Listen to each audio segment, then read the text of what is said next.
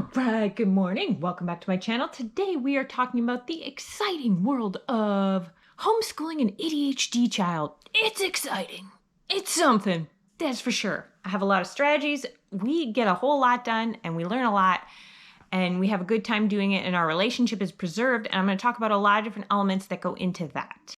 So I'm just about to edit this and I forgot to tell you two things. First of all, would you like and subscribe, or at the very least, like or subscribe? That would be super helpful. Share it with someone that you think may benefit from it, or a Facebook group or something.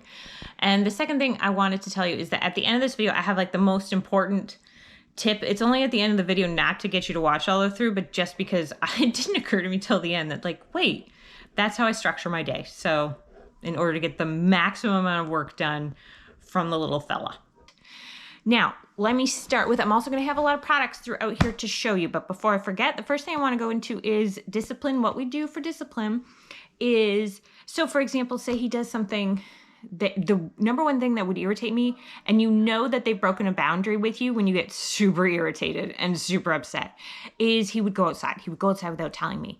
And it would just, so if they're young, if they're like under, say 5, because sometimes understand ADHD, they're like 3 years behind social emotionally. So if they were under 5, I would put a lock on there. And when he was 2 and 3 and 4, I had like alarms. And every time the door opened, I had an alarm. Well, now we're getting into almost 7. So now it was like, listen, this is what I did. So he ran outside and I didn't know where he was, or he wouldn't come home or something like that. I went and got him. I sat him down and I said, listen, so the first thing you do, establish that it upsets you, right? It really upsets me when you go and I don't know where you are. Number 2, tied to safety. It's a safety issue. I know things about the world that you do not. What about if a tornado comes? What about if a dog is on the loose? If I know where you are, I can help you. I can protect you. If I don't know that you are outside, I cannot do that. It is not okay with me if you go outside. From now on, because it's a safety issue, if you go outside, the rule will be you have no tablet for the afternoon. That will be the rule. That will be the rule. Okay, do you understand the rule now? And that's it. And that's it. And so it only had to happen once, but normally just those conversations about those issues will nip it in the bud. Now, keep in mind too that you have to pick your battles. Like that has to be a big thing to you. If it's not big, let it go. If it's not big, let it go. Let it go. I'm telling you, it may aggravate your spouse. It may, you don't want it to cause arguments but you don't want to have senseless battles over things. Okay. So that's number 1, what I say. Number 2, the first product I'm going to introduce you to is Healing ADD. It is a great book.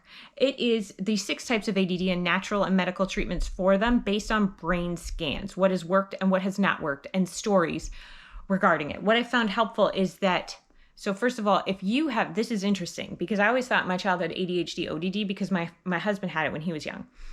But I think now after reading this book that what he has is known as like ring of fire ADD, which is if you have a parent or grandparent who has bipolar and you have a parent or grandparent who has ADHD, you can sometimes end up with like a ring of fire ADD child. And that is what we have, I believe. So it's a very helpful book bringing into some perspectives. You could also read, another thing to read is The Powerful Child.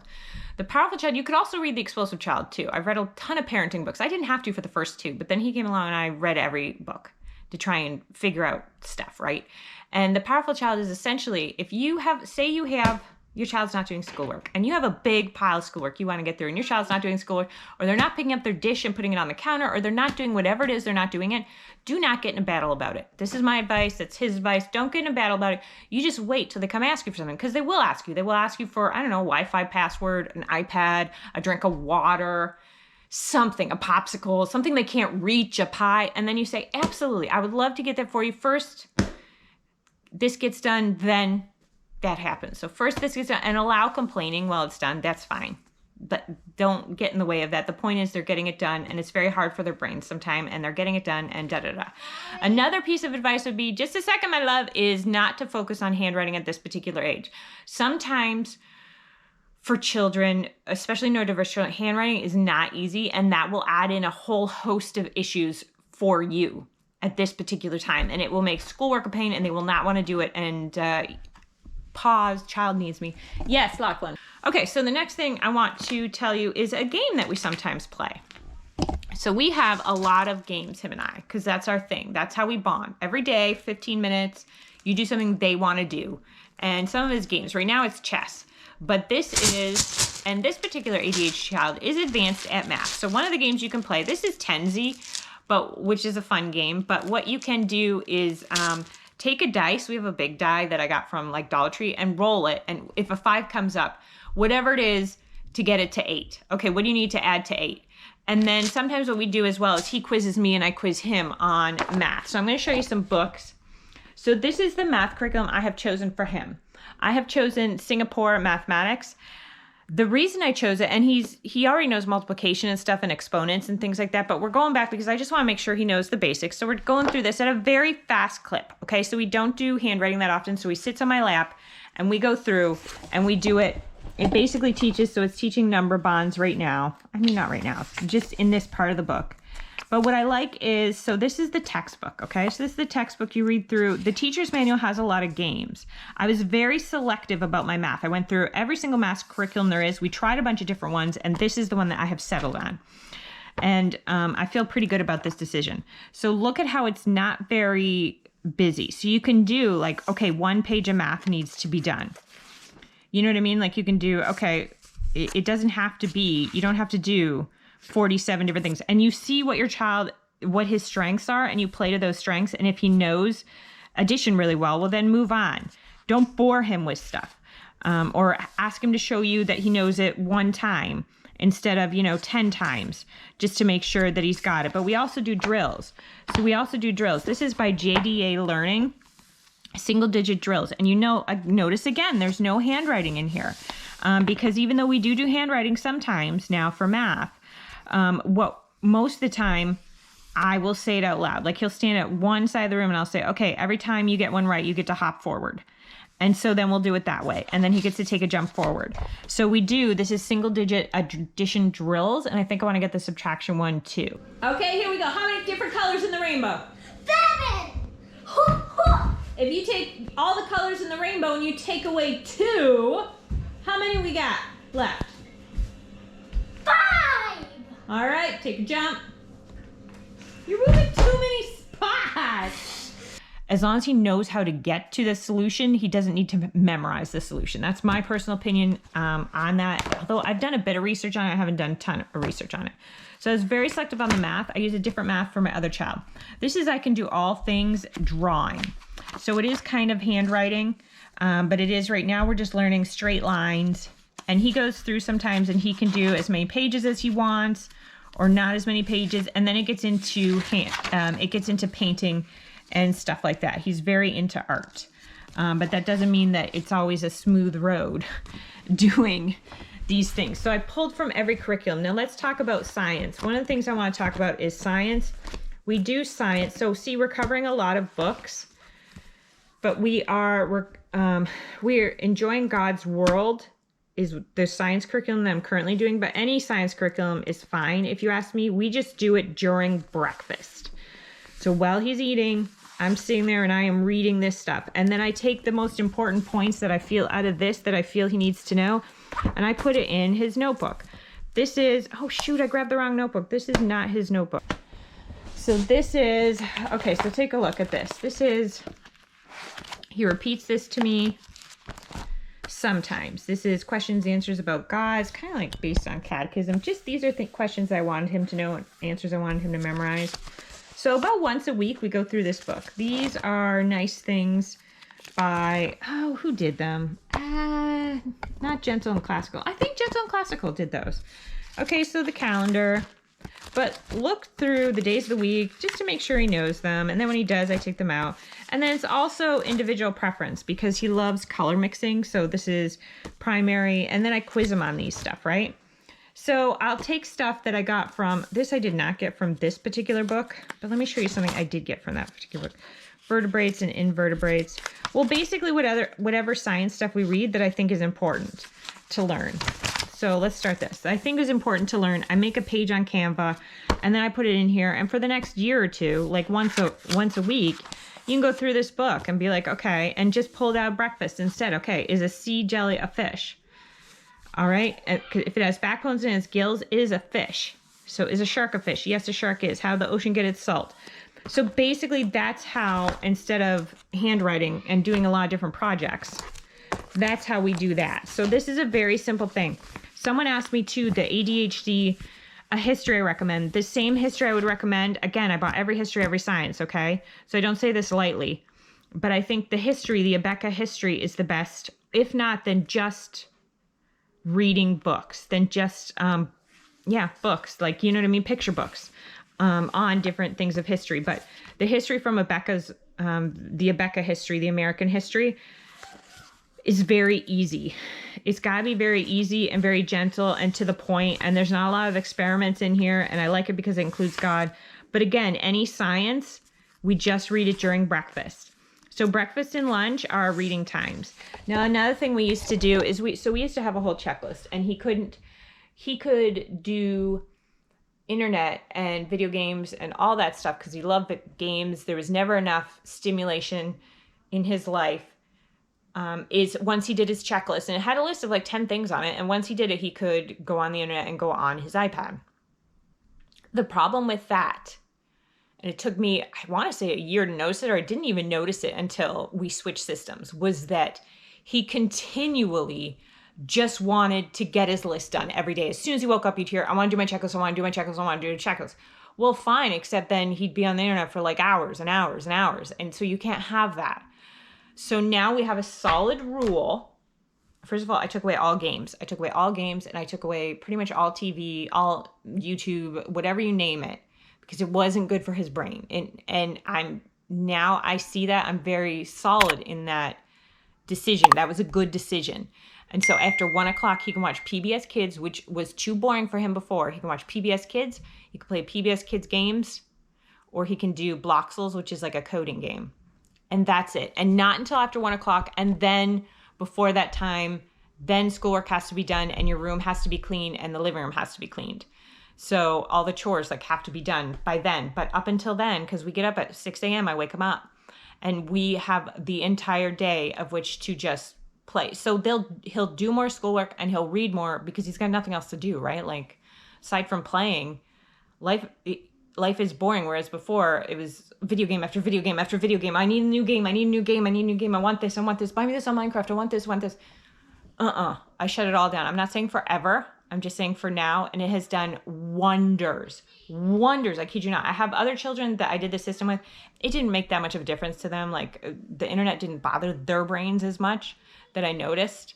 And he's sleeping better. He's going to sleep easier. Like, I know that just sounds like, what? I'm making this up, or like I'm a commercial, or I work for a pediatric office. No, that's just what I specifically noticed. I will say I didn't notice diet made a big difference, but the reason it didn't is that he's kind of obsessive about eating healthy. So it didn't make that much of a difference. And I bought all these pills and all these supplements, and I tried a bunch of different them. They didn't really make that much of a difference, not compared to taking away the internet and video games. So that's just a heads up what I found worked. So let's go on to language arts. So because reading language arts was not his strength. It is not his strength. Math was his strength. Language arts was not. So that means you have to, it would be my advice. It'd be my advice to split it up, because language arts usually means handwriting, reading, writing, like everything combined, literature all at once. So split it up. Split it up. So that means you're not going to get away with, the good and the beautiful all in one, or something along those lines. So this is what we did. So right now we're doing fun with pets. So he has a bookmark here.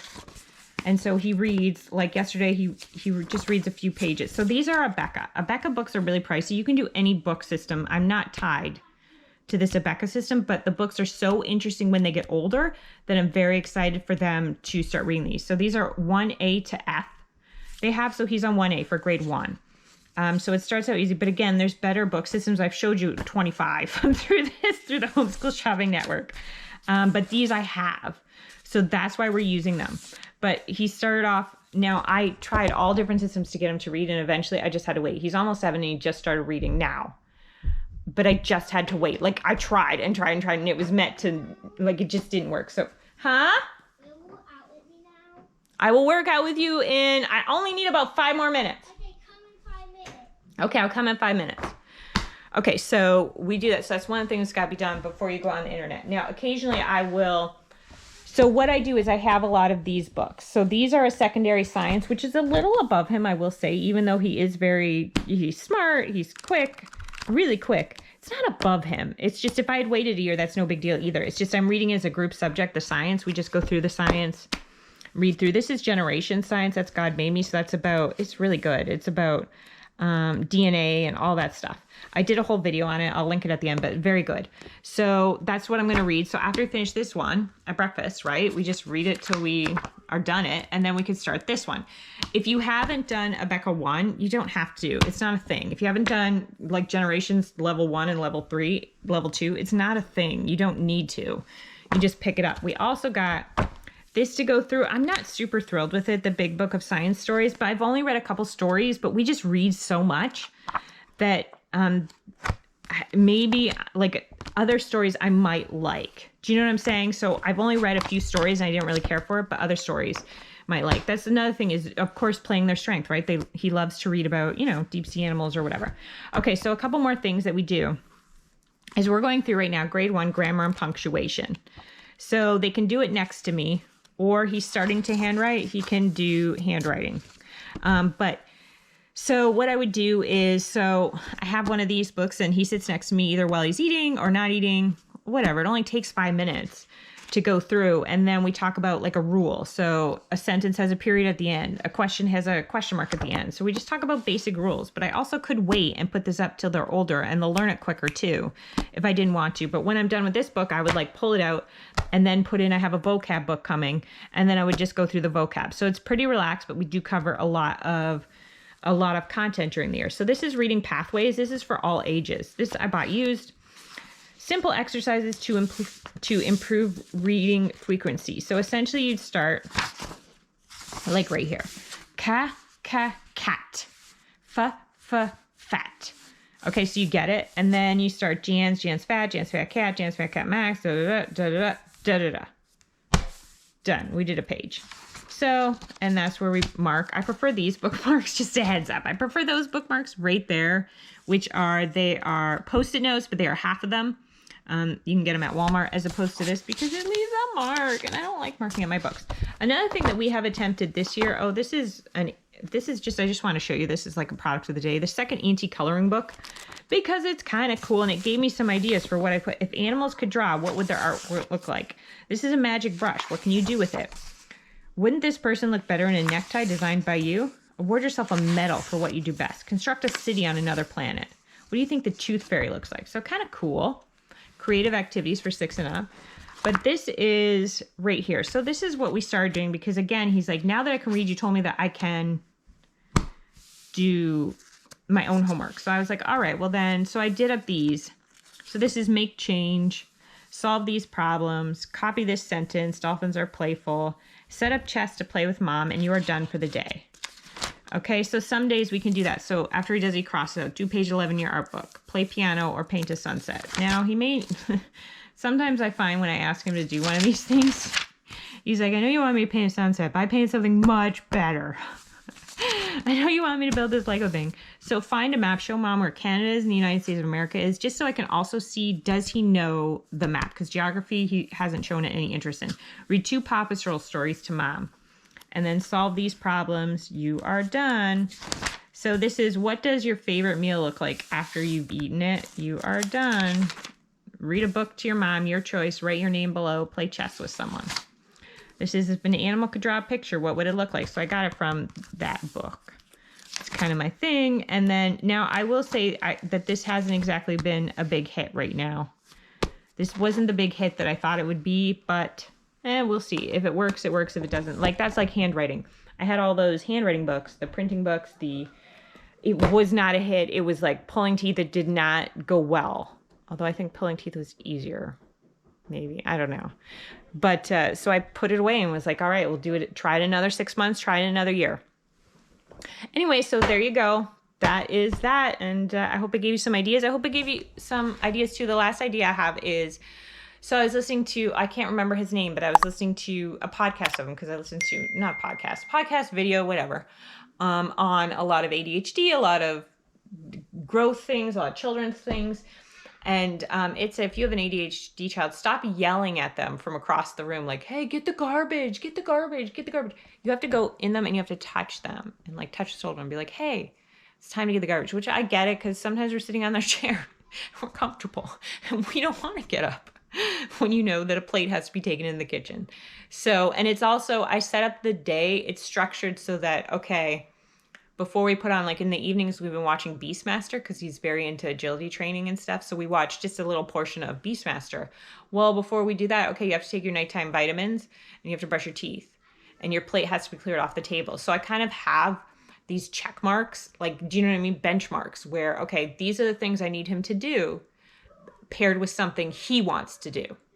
I want him to do, he wants to do. I want him to do all this reading and, you know, math homework or whatever, and then, or review history with me or whatever. And he wants to play his iPad. Okay, well then we do that. And I want his room cleaned before he does PBS Kids. Do you know what I'm saying? So I pair what he wants me to do with what I want him to do. Anyway, I hope those helped. That's basically a how to your ADHD homeschool child. Now understand too that my child was off the walls till I implemented these structures and changed how some kids need to be parented differently. That's just the way it goes. Some kids need to be parented differently. And he is one of those children. He is one of those special children that needs to be parented differently. And luckily, I am up to the task some days. I also will say that you do need more time alone. If you have a child that is like that, you need more time alone. So that's why I finally had to give the iPad back because I needed that time to recharge and be alone. I did so that I can be present for him. All right, I'm going to go work out with him and I'm not sure what that means, but he will let me know. Okay, bye-bye. Can you say, please like and subscribe? Right. And hit the bell for notifications. Hit bell, you know, notification.